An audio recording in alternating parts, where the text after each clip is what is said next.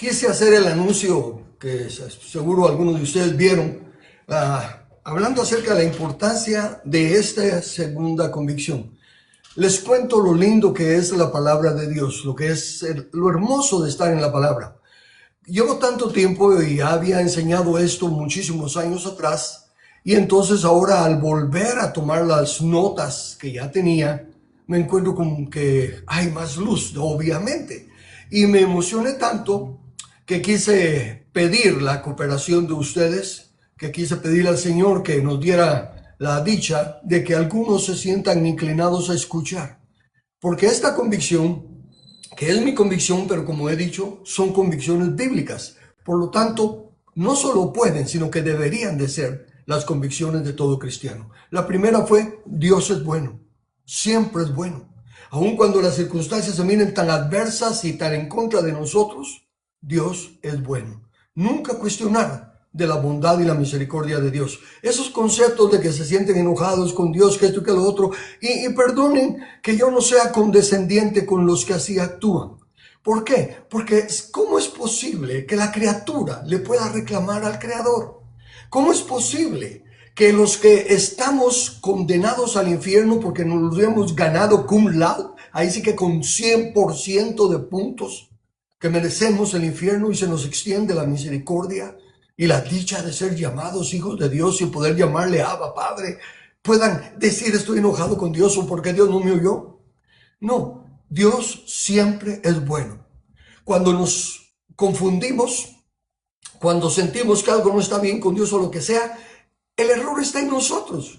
No hay que vacilar ni pensarlo dos veces. El único que se equivoca aquí soy yo. El único engañoso es mi corazón. Y la única que no entiende los pensamientos de Dios es mi mente. Pero Él siempre es bueno. Entonces se fue la convicción número 1, está grabada. Ahora quiero pasar a la convicción número 2.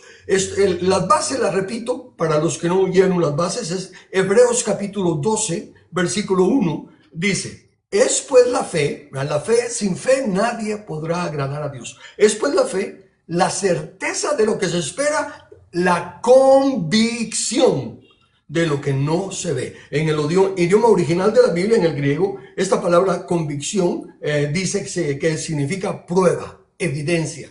Entonces, la fe es la evidencia de lo que creemos, de la esperanza, de lo que esperamos. Y convicción significa ética. Esto es el diccionario de la Real Academia Española.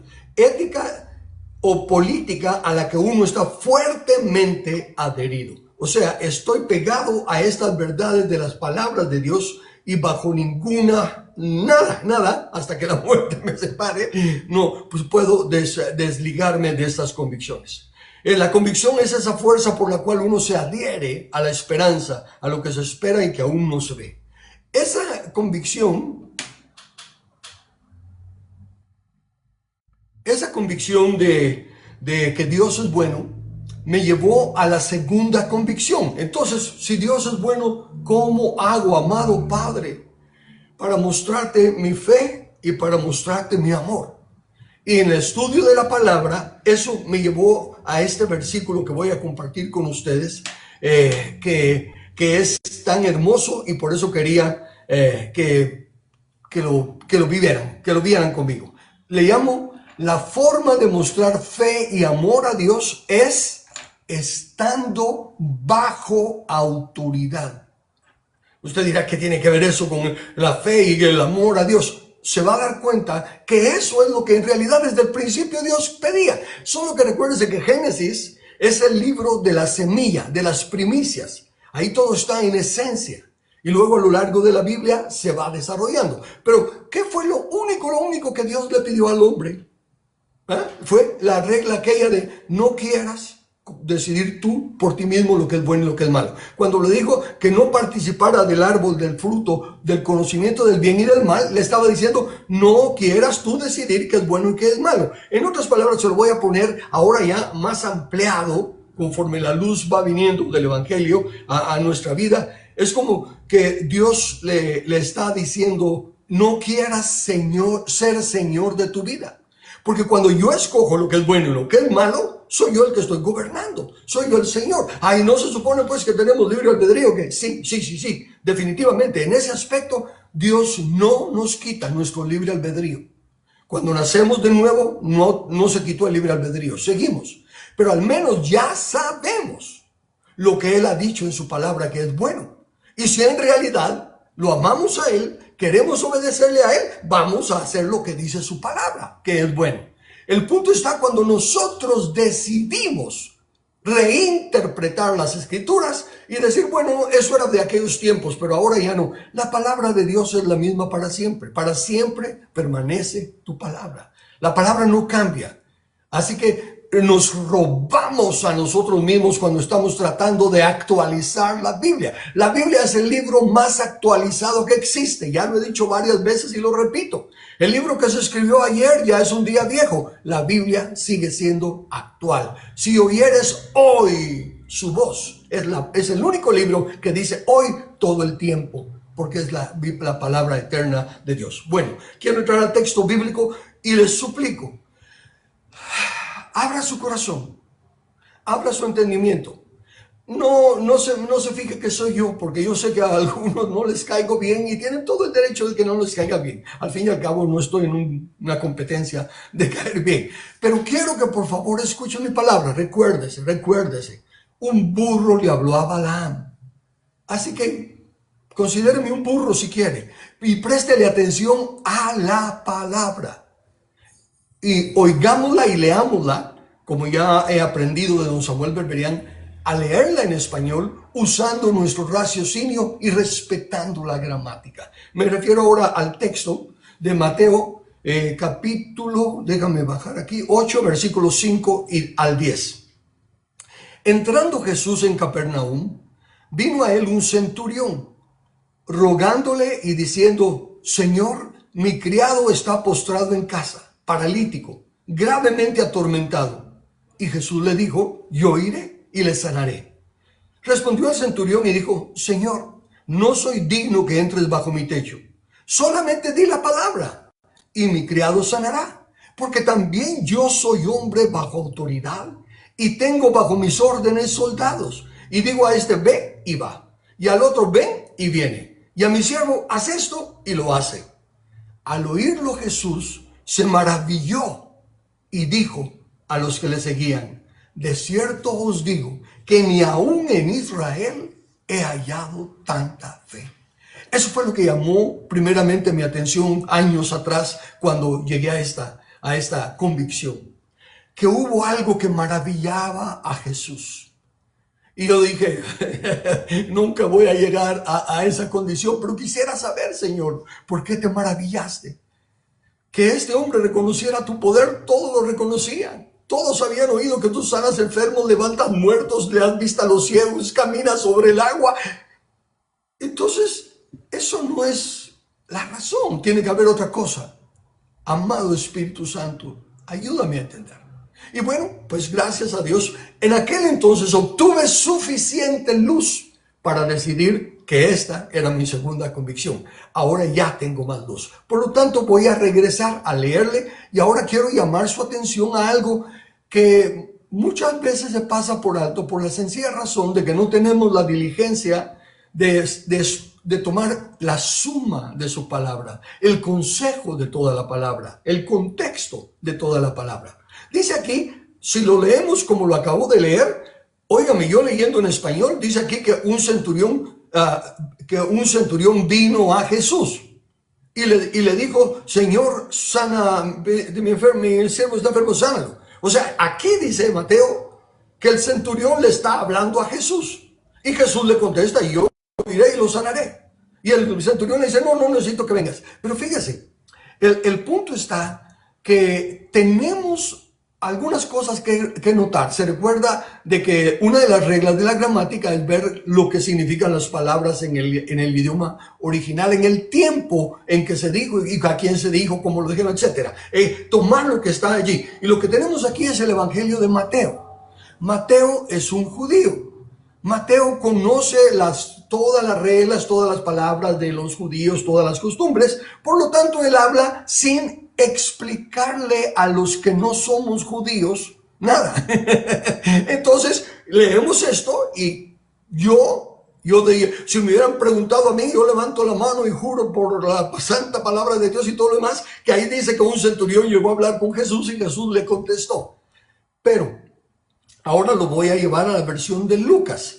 Lucas es aquel que se tomó la tarea de examinarlo todo, hablar con los testigos que todavía estaban vivos y todo lo demás, para, como él le dijo a Teófilo, tratar de poner todo en orden. Mire cómo lo dice Lucas. Eso está en Lucas capítulo 7, comienzo en el versículo 3.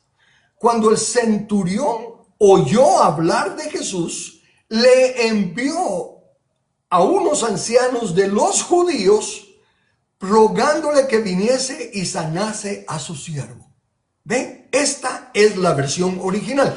Mateo da por sentado, aquí lo que importa es que el centurión es el que le pidió a Jesús y Jesús es el que le respondió. Entonces él da y no está cambiando absolutamente nada de lo acontecido, con la única gran diferencia de que no es el centurión hablando directamente con Jesús, sino que el centurión, a través de los ancianos, le ha mandado un mensaje a Jesús. Y Jesús le está contestando al centurión a través de los ancianos. ¡Ah, qué gran cosa! Pues no, pero va a ver lo interesante que es. Porque cuando la Biblia hace esto, cuando la Biblia nos presenta en un libro, en un capítulo, una cosa, y luego en otro libro u otro capítulo, otra cosa, es para complementar y que podamos tener más luz. Y va a ver la luz tan linda, al menos que yo encuentro al hacer esto. Entonces, ahora voy al versículo 4.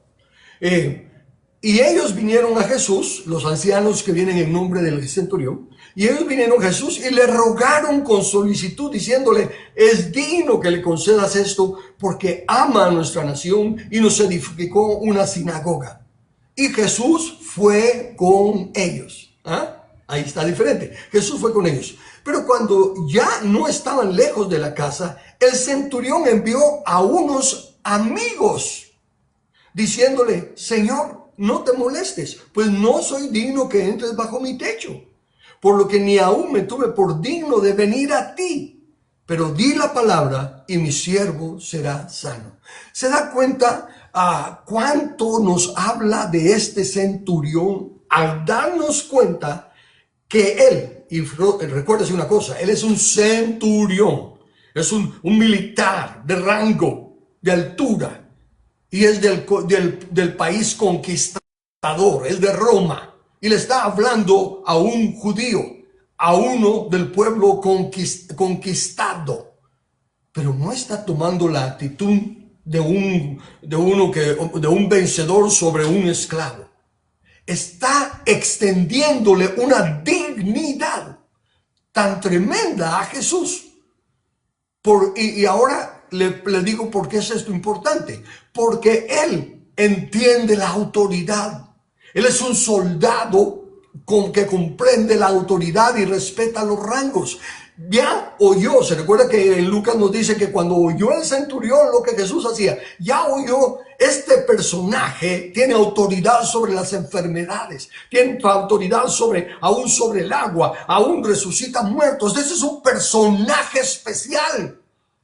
Y honrando el rango de autoridad de Jesús, no envió un criado, no envió un mensajero, llamó a la autoridad hebrea. Llamó a los ancianos, al rango alto, como cuando vienen dignatarios de otro país para acá a hablar con los dignatarios de nuestro país, ¿verdad? Que vienen a niveles de embajadores y de todo lo demás, y son a un rango semejante o al menos de respeto. Entonces el centurión no envió cualquier soldado, cualquier mensajero, buscó a la autoridad judía, a la autoridad hebrea, para que fuera a hablar con ese otro personaje al que le está reconociendo tal autoridad. Eso es lo importante. Y lo hace más importante que ahorita, lo que leímos, que cuando ya no estaban lejos, el centurión volvió a enviarle a gente. Y no le volvió a enviar un soldado, no le volvió a enviar un criado, un mensajero. Dice que le envió a unos amigos. Fui a la palabrita amigos para asegurarme pues de que fueran solo amigos. Y dice que la misma palabra también se puede traducir un vecino o un asociado. El punto entonces es que está enviando a alguien de su rango, de su mismo rango. No está bajando el rango de su autoridad. El tema que estamos hablando es, y que es la segunda convicción que le estoy presentando, es que la forma más grande de mostrarle fe y amor a nuestro Señor es estando bajo autoridad, reconociendo, valorando la autoridad. Entonces, él envió a los amigos, y con esta aclaración ya podemos darnos cuenta entonces que el centurión entendía la delegación de autoridad, entendía la cadena de autoridad delegada como militar que era, y estaba dispuesto a respetar el rango de Jesús. Ahora viene la parte, sigo en Lucas, pero esta es la parte en la que Mateo y Lucas están de acuerdo, pero Lucas todavía nos da otra pauta. Leamos ahora a Lucas. Versículos 8 al 10.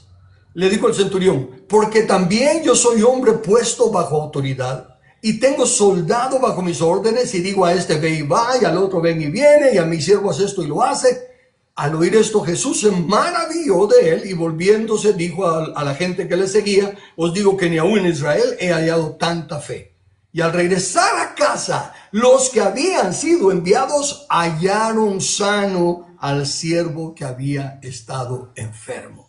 El centurión sabía que no tenía ni que salir de la casa, ni tenía que Jesús entrar a la casa, bastaba la palabra de Jesús, y así fue. Ni llegó a la casa y el siervo fue sano. Es fabuloso, lindo los milagros de nuestro Señor, el poder de nuestro Señor, pero yo estoy llamando su atención a que lo maravilló. A Jesús no lo podía maravillar que le reconocieran su poder, como dije. Todos se maravillaban del poder de Dios. ¿Quién es este que hasta poder sobre los demonios tiene? Y todo. Eso no es lo que le maravilló. Entonces, ¿en dónde identificó Jesús la grande fe que éste tenía, que nadie en Israel tenía? ¿Qué fue lo que este centurión vio que todos los demás no vieron? A pesar de que estaban viendo todo, ¿qué hizo la diferencia? La diferencia la hace el concepto de autoridad. Autoridad es lo que no tuvo Adán. No respetó la autoridad de Dios cuando Dios le dijo: de este no puedes comer. Y por eso dice que el pecado, ¿qué es el pecado? Es robar, matar. No. La Biblia dice: el pecado es que violar la justicia. El pecado es violación de la justicia. ¿Ven? Autoridad, justicia. Dese cuenta cómo esto va encajando. Y recuérdese desde el principio: hagamos al hombre a nuestra imagen y semejanza para que señoree sobre la creación. Autoridad, cadena de autoridad delegada. Y sojuzgue a la tierra. Y sojuzgue en la tierra a las creaciones. ¿Ok? Entonces, démonos cuenta, por favor, que en esta porción estamos considerando el tema de autoridad. Que Jesús nos está llamando la atención a que abramos nuestros oídos y nuestros ojos a la importancia de la autoridad. A tal grado que Jesús se maravilló y dijo que en ninguna parte del mundo, porque si en Israel, que se suponía ser los que más fe deberían tener, no había ni siquiera, y la fe de este centurión. Estamos ante un tema sumamente importante. Démosle la atención que se merece, así como este centurión nos está dando el ejemplo. Entendió que la autoridad de Jesús no solo era tremenda, ¿eh? porque también eso lo miraban todos, como digo. Entonces no es en sí los efectos, vaya, esa va a ser el mejor. No es en sí los efectos de la autoridad de Jesús. No es que él camina sobre el agua, no es que levanta a los muertos, no es que él vio el centurión. Que no vieron los demás, porque los demás sí vieron a los muertos resucitar, vieron a los ciegos ver, etc. Hay algo muy especial en este centurión.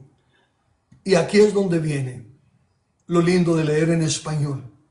y de respetar la gramática. Tanto Mateo como Lucas parece que dijeran lo mismo. Mateo dice, porque también yo soy hombre bajo autoridad. Y Lucas añade, porque también yo soy hombre puesto bajo autoridad. Y ahí está la gran diferencia. En primer lugar, el centurión reconoció la autoridad de Jesús. Esta palabrita puesto en el original griego, tazo parece que se pronuncia, dice organizar de manera ordenada, es decir, asignar o disponer a una determinada posición o a un lote, nombrar, determinar, ordenar, establecer. Esta palabrita lo que está diciendo es que si se es puesto bajo autoridad, si se es puesto, que es la palabrita que añadió Lucas, bajo autoridad, no solo está la persona en autoridad bajo la cual uno es puesto. Voy a usar A y B. Si se es puesto bajo A B, bajo autoridad, no solo están A y B, sino que está el que puso a B bajo A. Porque no fue A el que puso a B bajo su autoridad. Fue alguien más que tiene autoridad sobre A que puso a B bajo su autoridad. Y eso es lo que el centurión está dándose cuenta. El poder de Jesús, la autoridad de Jesús es tremenda. Pero él está bajo autoridad de A. Consecuentemente, en el escalón de autoridad, en la cadena de autoridad, A es de mayor autoridad que B. Y sin embargo, Jesús fue puesto por alguien superior a A. O sea que aquí no estamos tratando con un simple rango militar, sea en el orden que sea, general, coronel, capitán, lo que sea. No estamos tratando con ese simple rango. Hay alguien más poderoso que los que están puestos bajo autoridad. Entonces, cuando los discípulos le preguntaron a Jesús, cuando Pilatos está juzgando a Jesús, bueno, Pilatos se admira de la compostura de Jesús, que ante todas las acusaciones falsas y todo, él no responde. Y ante él las preguntas que les hace, ¿eres tú Dios? ¿Lo dices tú o te lo dijeron? En otras palabras, está hablando con no un esclavo judío, no está hablando con un ciudadano de los conquistados. Hay algo en este hombre que tiene una dignidad diferente. Y para colmo, llega su esposa y le dice, no tengas nada que ver con ese justo porque he sido atormentada en sueños por eso. Y cuando lo investiga, y le traen los reportes, dicen, no hay nada de culpa en este hombre. Y sin embargo, él no se está defendiendo. Él no está haciendo nada por luchar, lo tiene confundido. Entonces Pilato, pues, anda ahí haciendo uso de su autoridad y queriendo poner las cosas en orden, porque también como romano, si se armaba una complota ahí, una lucha, una revolución en ese patio, iba a ser mal para él. Entonces dice en Juan capítulo 19, versículos 10 al 12, la primera parte. Entonces le dijo Pilato, ¿a mí no me hablas? ¿No sabes que tengo autoridad para crucificarte y que tengo autoridad para soltarte? En otras palabras, ¿no sabes que tengo tu vida en mis manos? ¿Que soy la única esperanza que tienes? Respondió Jesús, ninguna autoridad tendrías contra mí si no te fuese dada de arriba. Y Pilatos se queda callado. Pilatos está razonando, claro, César está sobre mí, pero este no está respetando a César. Este no está apelando a César. O sea que no es la autoridad de César en la que él está descansando. ¿Y con qué firmeza, con qué seguridad me dice, ninguna autoridad tendrías contra mí, aunque te la diera César? si no te la dan de arriba. Eso es lo que está diciendo. Y Pilato lo entendió, porque Pilato tampoco era tonto. Por eso estaba tratando de ver cómo lo libraba. Pero por el otro lado, la presión de las maras, la presión de las multitudes, lo peor de la democracia que manipula a las masas. Llegó el momento en que lo pusieron entre la pared y la espada. Si no lo haces, eres enemigo de César, vas a perder tu trabajo, vas a perder todo tu dinero, vas a perder todo y hasta te van a meter preso, te matan. Y ni modo, por el temor al hombre que pone el lazo, terminó haciendo. Quiso salvar el pellejo, pero yo me lavo las manos de este inocente. O sea que él siguió dando su veredicto de que era inocente. Pero lo que lo está haciendo tambalearse es esa autoridad. Es ese elemento de una autoridad que el centurión romano entendió perfectamente y que Pilato también no es ningún tonto y se está dando cuenta ante el sueño de su esposa, ante la falta de evidencia, ante los milagros que ha hecho. Este tiene una clase de autoridad. Está bajo una autoridad porque dice que tú no podrías hacerme nada si no te hubiera sido dado de mi autoridad que está arriba. Dice, dado arriba. Por tanto, sigue diciendo Jesús a Pilato, por tanto, el que a ti me ha entregado. ¿Quién entregó a Jesús a Pilato? Los judíos. El que a ti me ha entregado, mayor pecado tiene. ¿Por qué? Porque ellos sí debían de conocer a Dios. Porque ellos sí debían saber que Dios era el soberano. Y decidieron ignorarlo. Decidieron tapar sus oídos y aferrarse a sus tradiciones, tal como Jesús les dijo. Ustedes rinden inoperante la palabra de Dios por guardar sus tradiciones, y dijeron, crucifícalo. Y añadieron, y por favor recuérdense esto todos los que consideran que Israel es la gran cosa. Ellos añadieron, su sangre sea sobre nosotros y sobre nuestros hijos. ¿Se recuerdan que dijeron eso? Entonces, la atención que yo quiero llamar, a lo que quiero llamar su atención, es el hecho de que lo leemos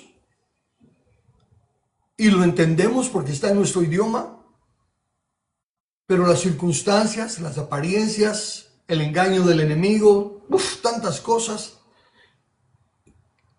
se hacen más grandes que el escrito está.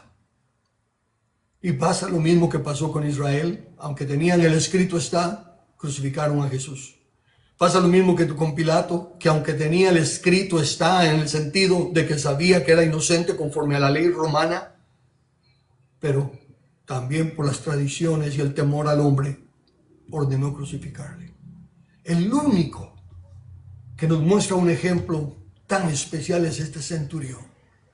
Él sí se humilló. Y extendió todos los protocolos habidos y por haber, por así decirlo, para acercarse a Jesús. Y ni siquiera acercarse a Jesús, hacer una petición a Jesús. El rango de centurión y del gran general o lo que haya sido, él lo puso por un lado.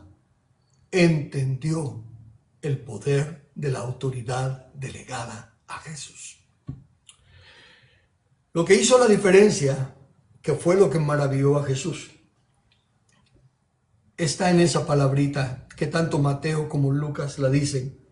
Y la mayoría de nosotros, a pesar de que leemos la Biblia, muchas veces la pasamos por alto hasta que finalmente el Señor nos llama la atención. Tanto Mateo como Lucas dicen que el centurión le dijo a Jesús, porque yo también soy bajo autoridad. No le dijo, yo también tengo autoridad. Porque Jesús tenía autoridad y el centurión le pudo haber dicho, yo también tengo autoridad. Pero le dijo, yo también estoy bajo, déjame regresar. Eso es lo de Pilatos, lo que ya leí. Aquí, Mateo dice, porque también yo soy hombre bajo autoridad. Y Lucas lo pone, porque también yo soy hombre bajo autoridad. Los dos lo ponen. Y eso es lo que maravilló a Jesús. Porque si le dijo, yo también, queda implícito que le está diciendo, tú eres su nombre bajo autoridad, y por eso es que tienes toda la autoridad de arriba respaldándote. Y yo también soy hombre bajo autoridad, y por eso sé de dónde requiero mi poderío, del César, ¿verdad? Aunque sea en lo humano. Pero tenía el entendimiento, y eso maravilló a Jesús. Todos miramos el poder de Jesús, pero no miramos ese pequeñito detalle, que es porque está bajo autoridad. Y Él nos lo dijo. Él nos dijo, yo no hago nada de mí mismo. Yo solo lo que veo al Padre hacer, lo que oigo de Dios. Él estaba bajo autoridad. Él no decidía por sí mismo lo que era bueno y lo que era malo.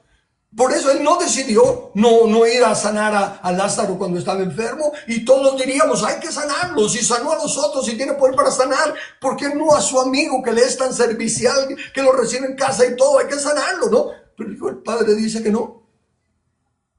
¿Se dan cuenta? Y por eso es que hay muchos que dicen, Señor, Señor, en tu nombre hicimos milagros. Y Él dice, ¿y el Padre les dijo que los hiciera? Ni lo consultaron al Padre. ¿Ven? Ven el aspecto de autoridad. Dice, y Él, aunque era hijo, por lo que padeció, aprendió obediencia y se hizo obediente hasta la muerte. Eso significa, estuvo bajo autoridad, teniendo todo el poder, teniendo todo el conocimiento de las Escrituras, pero sujeto a no decidir por sí mismo lo que era bueno y lo que era malo. Y ahora nosotros, con algunos titulitos que logramos alcanzar, ya nos creemos que tenemos mucho conocimiento. Y no tenía nada de malo tener mucho conocimiento, siempre y cuando estuviera sujeto a la autoridad. ¿Ok? Entonces ya entramos a textos conocidos, pero ahora leámoslos con,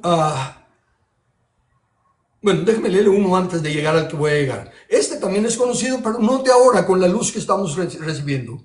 En Mateo 20 se acercan los dos hermanos. Señor, queremos que tu diestra se siente uno, a la otra se siente a la izquierda, se siente el otro y todo. Y la respuesta de Jesús, otra vez, ahora ya, con los ojos abiertos y los oídos abiertos, miremos y oigamos la respuesta de Jesús. Les dice en el versículo 23, a la mitad, les dice Él, el sentaros a mi derecha y a mi izquierda no es mío darlo, sino aquellos para quienes está preparado por mi Padre.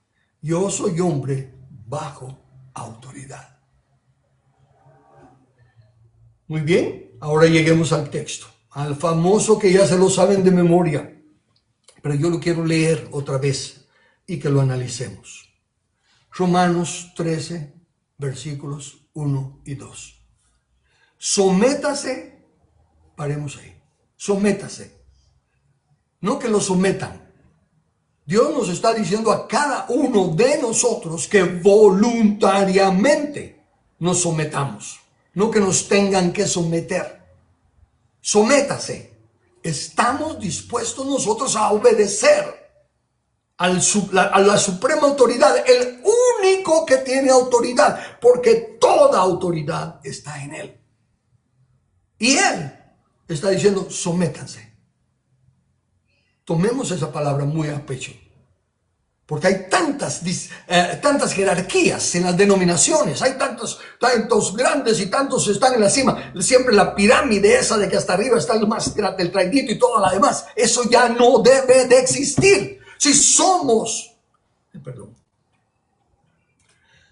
Si en realidad amamos a Dios, ninguno de nosotros, permitan que este burro se cuente entre ustedes que son tan estudiosos y tan dedicados, pero ninguno de nosotros puede ser cabeza de nada. Ya no existe ninguna cabeza, porque Jesús es la cabeza. Todos los demás tenemos que aprender a trabajar en equipo, sin jerarquías en cuanto a autoridad. porque todos los que estamos en autoridad, por ejemplo, hago así porque cuando se habla del ministerio quíntuple, apóstoles, profeta, evangelista, pastor y maestro, rapidito va, el apóstol es el número uno, el profeta, no hay jerarquías. Tanto el apóstol como el maestro, que es el último, va a agarrar los dos extremos, dependen de todos los demás. Todo, porque los 5 están para edificar. Y todos necesitamos de la edificación de los 5. Sin importar el ministerio que cada uno de nosotros tengamos, los que tenemos ese privilegio, tenemos que ser equipados. Bien, entonces, sométase toda persona, sin excepción alguna, a las autoridades superiores.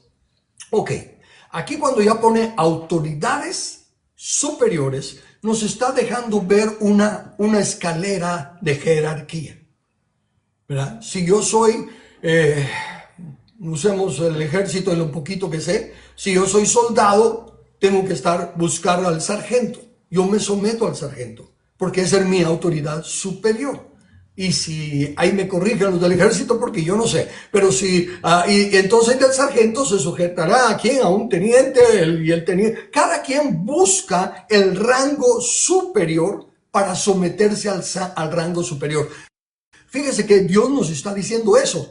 Busquen donde ustedes deben estar abajo. No busquen sobre cuántos tienen autoridad. Busquen a quienes tienen por autoridad sobre ustedes.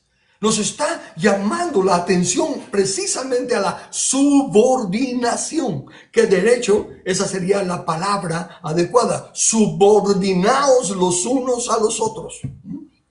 Al estar donde dice que nos respetemos a los unos a los otros, subordinados, respetando los rangos, las funciones y toda autoridad. La autoridad de la familia dice que el hombre es cabeza de la casa, la mujer va del segundo. Juntos están sobre los hijos. El hijo mayor tiene cierta autoridad sobre los hermanos menores, etc. Hay rangos. Toda autoridad, la autoridad de la familia, la autoridad de la iglesia. En la iglesia está el consejo de ancianos. No hay un pastor que manda, no hay un apóstol que manda, no hay un líder que manda. Es un consejo de ancianos, en plural. Y todos y cada uno de ellos tienen la misma autoridad, la misma responsabilidad de velar por las ovejas. Y van a dar cuenta al mismo nivel a Dios por el cuidado de las ovejas. Y las ovejas a su vez tienen que aprender a someterse a los ancianos. No a unos, que a unos sí, a los otros no. Los ancianos son un consejo al mismo rango de autoridad. No hay jerarquía entre los ancianos. Funcionalmente uno preside, otro es secretario, otro es tesorero. Excelente, eso es funcional. En autoridad, que es lo que estamos hablando, nadie tiene más autoridad que los otros. Todos tienen la misma autoridad. Entonces dice, sométase toda persona a las autoridades superiores. Y ahora escuchemos. Porque no hay autoridad sino de parte de Dios. La autoridad de la familia la aceptamos. Es de parte de Dios. La autoridad de la iglesia, a pesar de que hay el desorden que hay, es de parte de Dios. La autoridad de las empresas, es obvio que si no lo despiden. La autoridad de los deportes, es obvio porque si no le sacan tarjeta roja y lo sacan del juego. La autoridad en el gobierno civil, esa autoridad también será de parte de Dios. La escritura dice que sí. La escritura dice que son siervos de Dios, que los pone como vengadores de Él. Sí, pero esos son los corruptos, son los ladrones. Y podemos sacar 80,000 cosas que tristemente son verdad, pero no quita que están en autoridad. Pero es falsa, es un fraude, nos engañaron, nos robaron el voto. Es cierto, y yo soy uno de los más coléricos, uno de los que más desearía a veces perder un poquito la santidad y agarrar del pescuezo a unos cuantos. Pero la ira del hombre no obra la justicia de Dios. Entonces, ¿por qué estamos bajo ellos? porque no tuvieran ellos autoridad sobre nosotros si nosotros estuviéramos bajo la autoridad del mayor. ¿Cómo así? Claramente en la palabra de Dios está escrito las condiciones que Dios nos pone para que nosotros elijamos gobernantes conforme a su voluntad. Está aquí. Entonces es exactamente lo mismo que pasó en el tiempo de Saúl. Les dijo Dios a través de Samuel, diles que Saúl les va a hacer esto y esto y esto y esto y esto y esto, todo lo malo que les va a hacer. Y cuando clamen a mí a causa de todo lo malo que les está haciendo el gobernante, yo no los voy a oír. Porque ya se los advertí desde antes y ustedes no me oyeron. Sufran, cosechen lo que sembraron. Lean su Biblia, eso es lo que dice Dios. Mira, desde luego no las palabras que yo usé. Él dice, y cuando vengan y cuando claméis a causa del rey que os habréis escogido, yo no os oiré. Entonces lo mismo se aplica a nosotros. Recuérdense que Dios es inmutable. Dios no tiene leyes para los judíos, ley para los gentiles, leyes para los blancos. No. La palabra de Dios, la ley de Jehová es perfecta. Es la única ley justa. Por lo tanto, eso que Él dijo sigue vigente. Tenemos los gobernantes fraudulentos, corruptos que tenemos porque no queremos oír al que nos está diciendo desde antaño: cuando entres a la tierra que el Señor Jehová tu Dios te da y digas, pondré un rey sobre mí como tienen todas las naciones, ciertamente lo harás. Así que por favor, doctores de la ley que dicen que Dios se enojó porque pidieron rey, Él fue el que les dijo que pidieran rey. Tal vez se debió haber enojado porque pasaron un montón de años antes de que lo pidieran y ya se había pervertido todo. Si le hubieran hecho caso desde que tomaron la tierra prometida, hubieran puesto a Josué de rey y les habría ido bien. Entonces, y no hay autoridad sino de parte de Dios. Y las que hay por Dios han sido establecidas. De modo que quien se opone a la autoridad, a lo establecido por Dios, resiste, y los que resisten acarrean condenación para sí mismos. Entonces, ¿no nos podemos resistir a la autoridad? Bueno, respetemos. En primer lugar, aclaremos. Si hay un ataque contra nuestros derechos inalienables, sí podemos levantarnos. Tenemos la salvedad en las Escrituras de levantarnos y rebelarnos. Pero mientras nos están engañando y nos están pasando un montón de agravios bajo forma de ley, tenemos que cerrar la boca ante Dios. Y por favor, por eso es que les digo que ir a pararse ante el palacio y hacer esto y campañas y todo lo demás, mientras no acatemos que lo que Él nos está diciendo es que nos tenemos que humillar. Él nos dice, hagan campañas, hagan marchas. Él dice, humillaos pues bajo la poderosa mano de Dios. Reconoced el pecado. Si se humillare mi pueblo y orare y buscare mi rostro. No dice que haga todo lo que están haciendo. Tenemos que empezar a volver a la autoridad. ¿Toda autoridad establecida por Dios? Sí. Aún la autoridad de presidente, de juez, de diputado, de todo es establecida por Dios. Pero las personas que nosotros hemos elegido o por negligencia o por ignorancia o por no participar activamente en practicar la palabra de Dios son las que tenemos. Y vamos a seguir sufriendo mientras no hagamos lo que Dios nos dice que hagamos. Buscar primeramente su rostro. Arrepentirnos de que no hemos enseñado, especialmente nosotros, ministros, pastores, maestros, ancianos, los que tenemos el privilegio de enseñar la palabra. Especialmente nosotros somos los culpables número uno. Porque no estamos enseñando el consejo de Dios, como Pablo dijo, admitidme a quien he engañado y no he rehuido anunciaros todo el consejo de Dios. Si ahí están las instrucciones bíblicas para elegir gobernantes, pastores, ancianos, apóstoles, profetas, ¿Cuántos de ustedes se han parado en el púlpito a decir, ok, para hacer las elecciones, pues tenemos que escoger a personas que llenen estos requisitos que dice Dios, que califiquen en esto?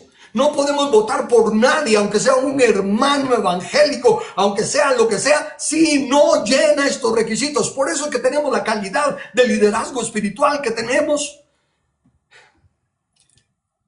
Porque también para elegir ancianos, pastores, hay que llenar los requisitos.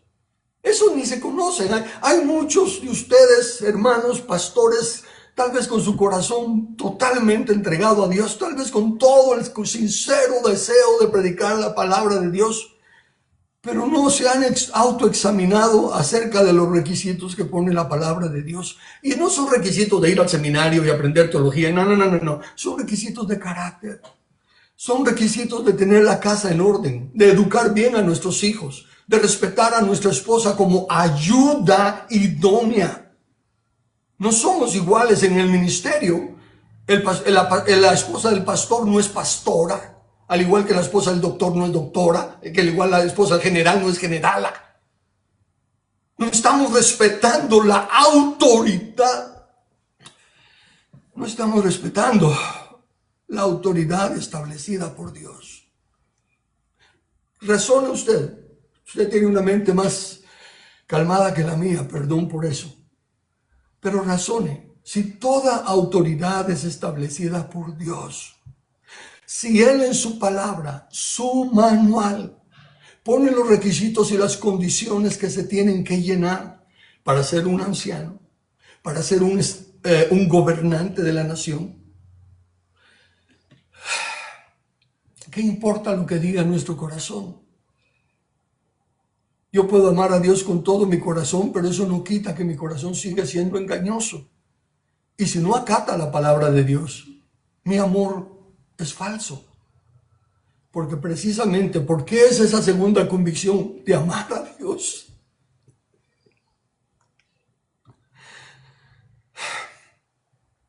Él dice que amarle es, si me amas, guarda mis mandamientos.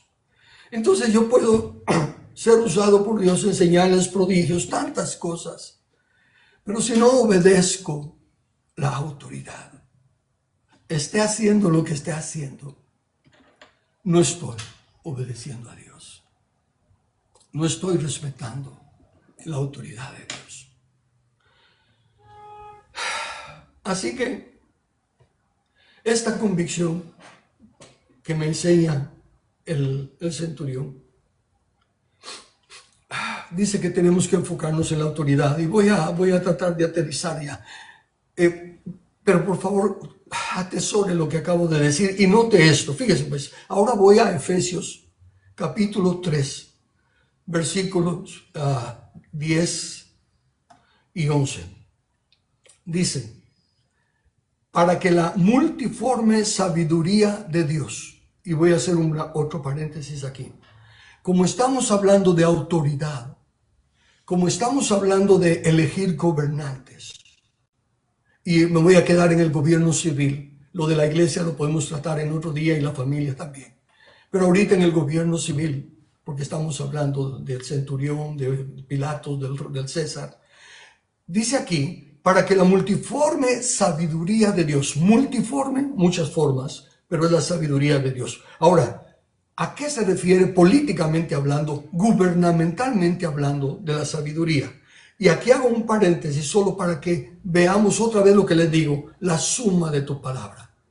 Vayamos a ver qué dice antes. Y me retorno a Deuteronomio capítulo 4, versículos del 5 al 8. Dice así, este es Dios hablando a través de Moisés.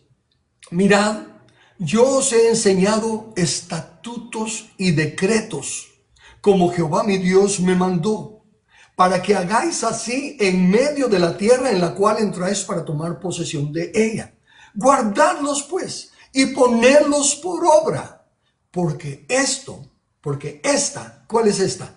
La instrucción de estatutos y decretos como Jehová mi Dios me ordenó. Porque esta es vuestra sabiduría delante y vuestra inteligencia ante los ojos de los pueblos, los cuales oirán todos estos estatutos y dirán: ciertamente pueblo sabio y entendido, nación grande es esta. ¿Por qué? Ahí viene el por qué. Nación grande es esta, es sabia y inteligente. ¿Por qué? Porque ¿qué nación grande hay que tenga dioses tan cercanos a ellos como lo está Jehová nuestro Dios en todo cuanto pedimos? ¿Y qué nación grande hay que tenga estatutos y juicios justos como es toda esta ley que yo pongo hoy delante de vosotros?